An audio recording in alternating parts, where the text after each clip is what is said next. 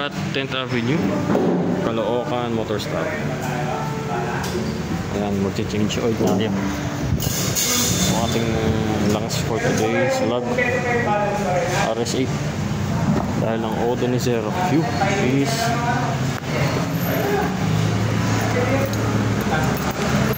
ang odo po ni Zero Q ay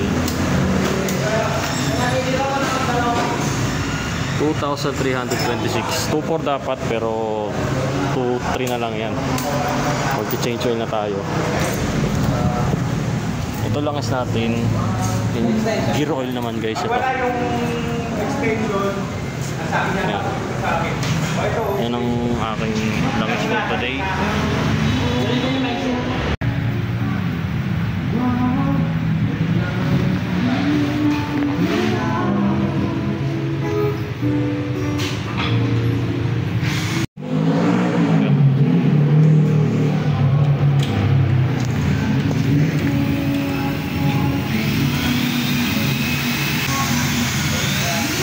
Okay pa po ba? Nakaano na ako niyan sir, tatlong change oil na ako eh. Hindi ko pa napapalitan, ngayon pa lang siya papalitan. Tama lang pala, malinaw pa naman guys.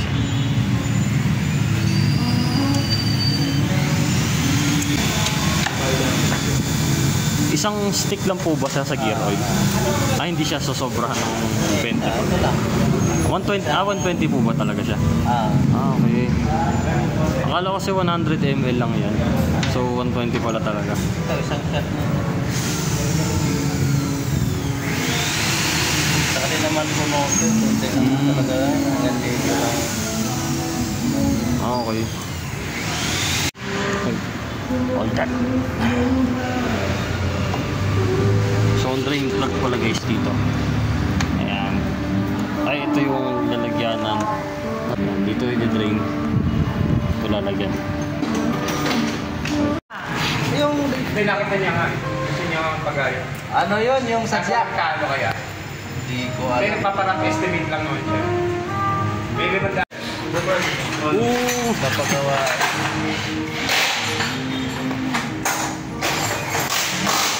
Grabe, sobrang ano.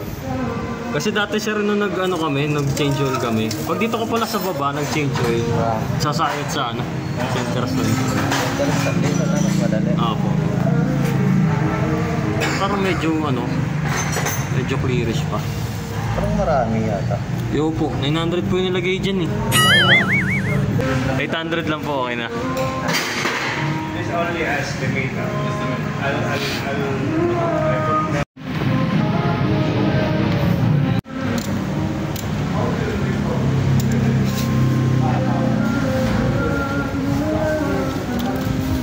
Saka mag-ipit yan, halalay lang. Tama po. Maiksik na siya.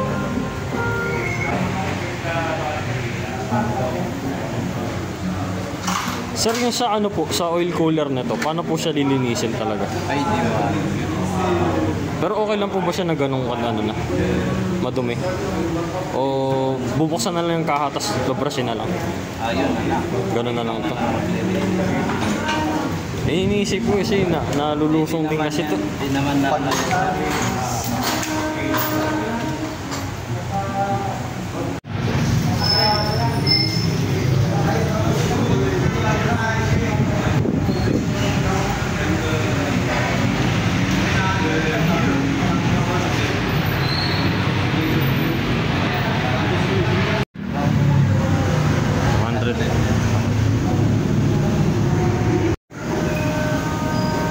Change oil natin alaga.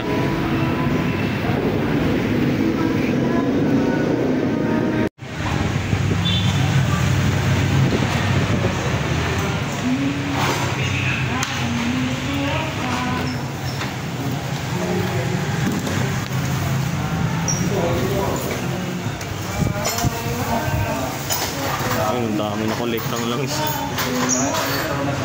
Kaya pala karami pag 900 ml.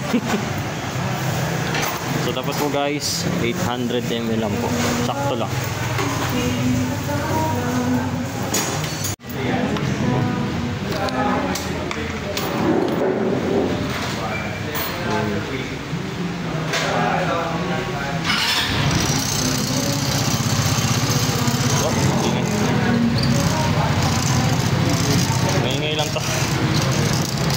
na yung CP holder natin.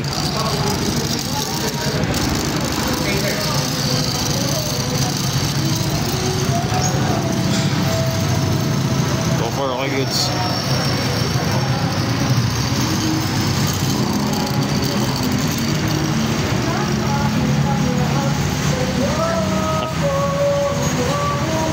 Set pa lang halata na eh.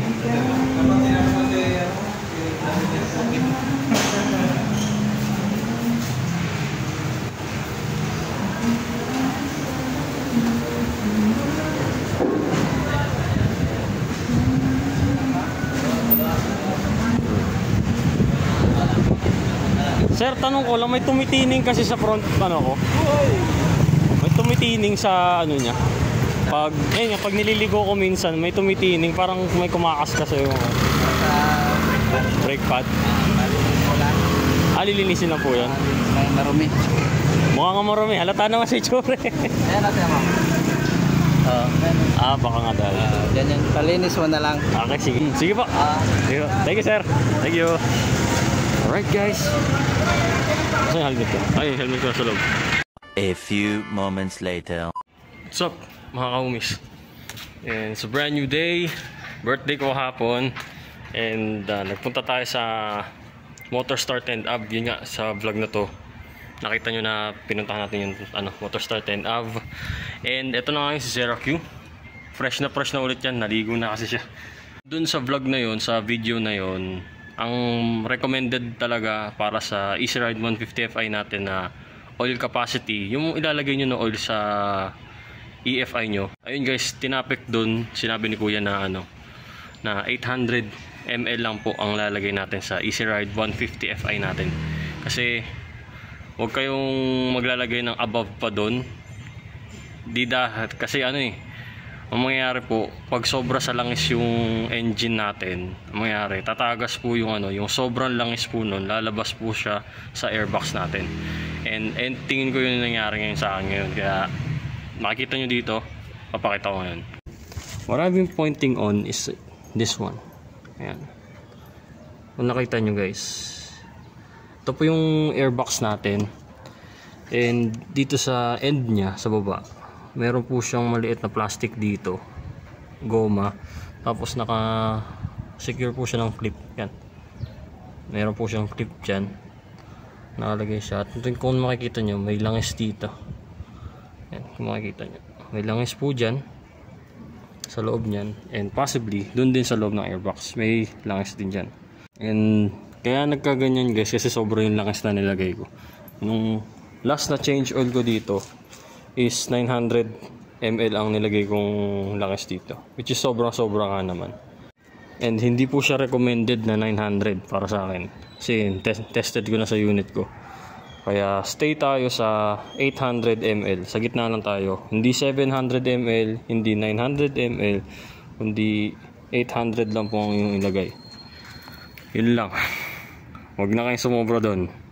And sa gear oil naman natin, 120 lang. Yun, okay na yun. Yung isang stick ng gear oil, yun na yun.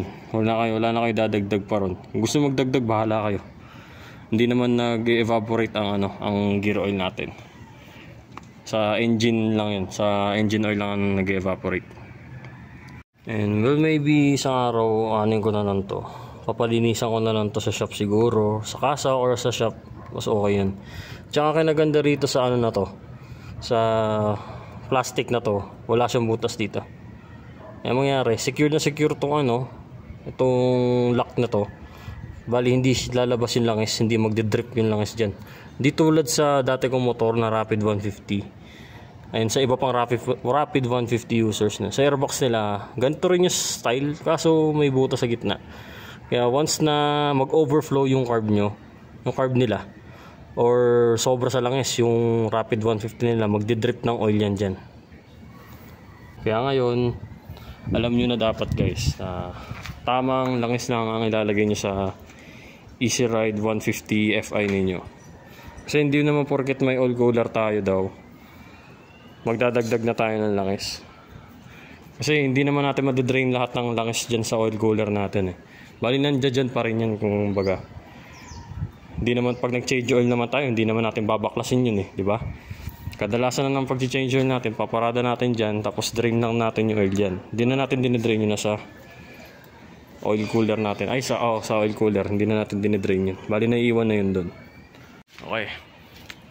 If you enjoyed this vlog guys, please like, share, subscribe sa ating channel Zera TV for more Easy Ride 150 Fi contents, no? Kasi marami tayong gustong i-explore dito, lalo na sa mga upgrade parts nito, lalo na sa papanggilid, ganun ganyan, flyball, takte, yan ang gusto kong explore talaga.